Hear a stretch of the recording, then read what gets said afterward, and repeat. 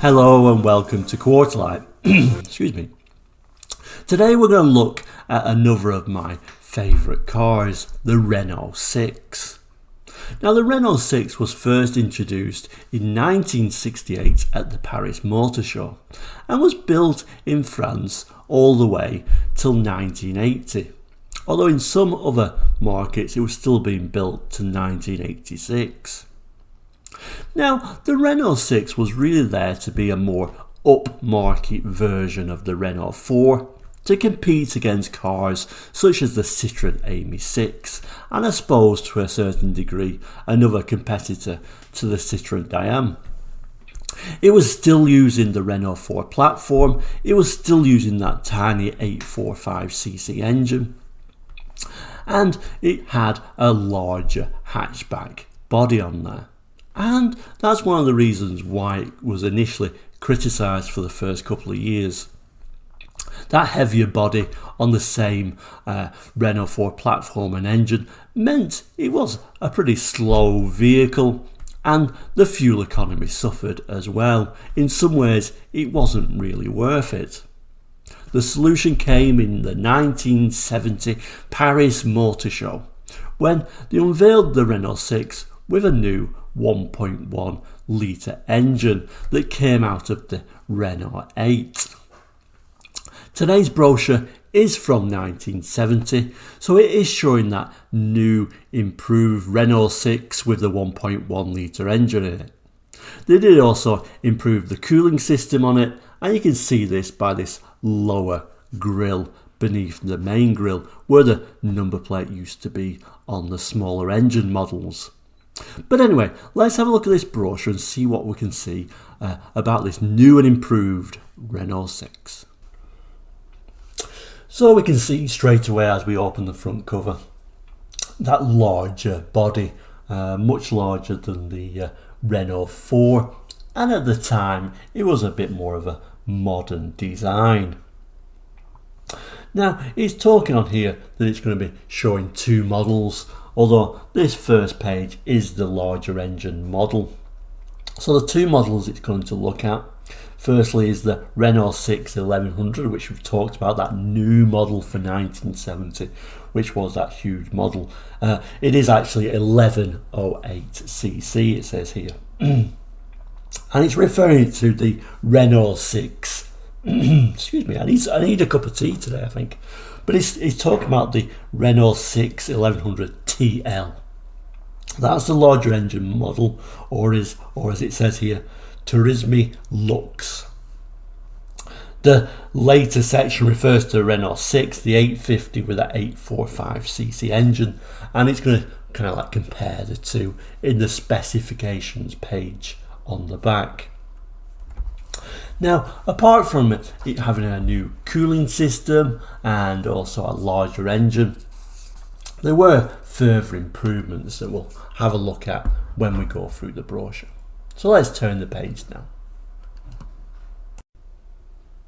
And here we can see inside the front engine.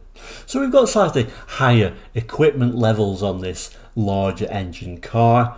We've also got a new gearbox, a new cooling system, and now we've got front disc brakes as well. If you notice on the glove box, it's even advertising the fact that it's a Renault 6 TL for all to see.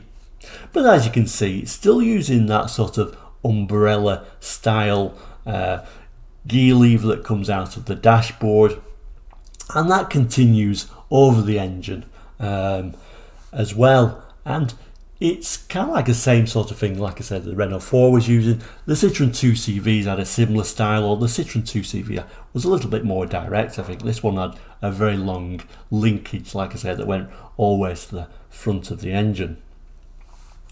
But nevertheless, I think it's a very sort of basic interior, but I do like this interior. I particularly like these unusual switches that you can see on the right hand side for the fan. Looks like the windscreen wipers or some kind of wiper as well. These little sloping buttons look very stylish. Overall, for a very basic car, it does look extremely stylish. Unlike the 2CVs, you could have that sort of large folding sunroof as well as an option. Overall, I think this is a very, very French car. Like I said, I like this group of cars. I love 2CVs, I love Renault 4s, I love the Renault 6 for similar reasons, really. Really basic, but always look very stylish and recognisable. The Renault 6 is one of those which kind of look like more forgotten about than the 2CVs and the Dianes and the Renault 4s. The Renault 6 is always a little bit forgotten about, but it is still in that group of my favourite basic French cars. And on the centre page is a great sort of image of these hatchbacks. Renault always been a very early adopter, I should say, of hatchbacks, and it certainly showed the other manufacturers this was the way to go. Look at the practicality, how much you can get in these. With folding seats you can get even more in it, and I particularly love this little picture of this 60s or early 70s TV on the shelf on the back of the hatch there, really dating the picture. But like I say, a great practical vehicle overall, although I guess if you had that smaller engine one, you'd have to be careful how much you put in this car. It certainly didn't have much power to move things around. Now we get a view of our more basic model, the 850, which was the original Renault 6.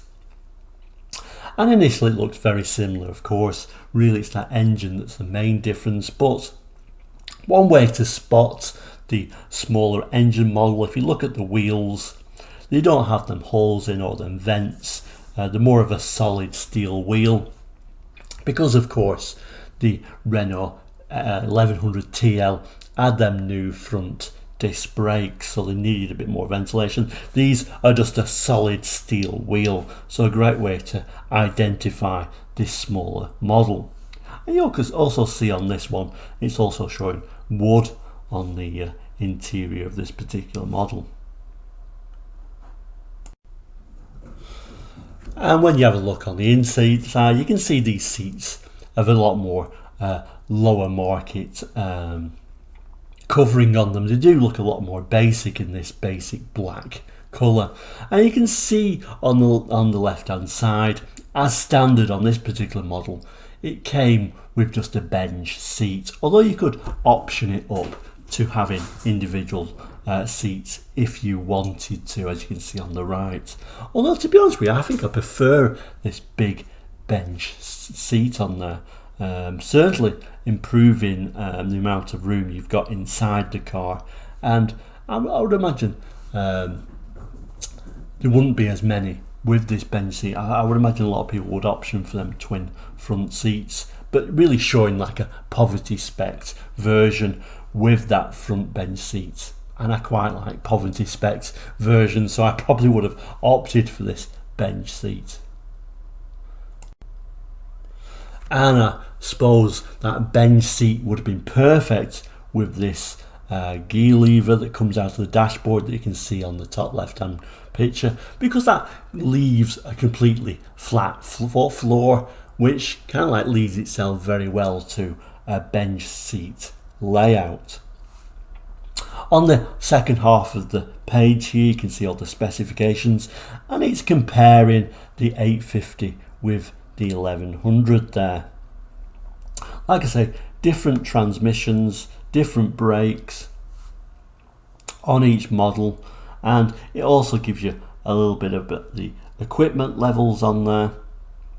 Like I say, on that 850 it's an optional extra to have them individual reclining seats. It's standard to have the bench one. Sunroof, an optional extra on either model. But overall, yes, they are basic models, but this brochure is really showing the improvements in 1970 of bringing out that larger engined 1100. And you can see this brochure was finalised for printing on the 31st of July 1970. And I had to just throw in the back page as well. And what a fantastic scene, this Renault dealership with all the glass showing all the different brand new Renaults waiting to be sold, and this little gas pump.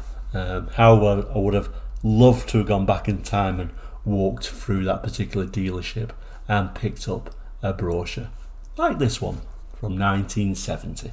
So there we go, the Renault 6. Nowhere near as memorable as your Renault 4s, your Citroën Dianes, your Citroën 2CVs, but nevertheless, it's in that group for me as my favourite type of car from the 70s.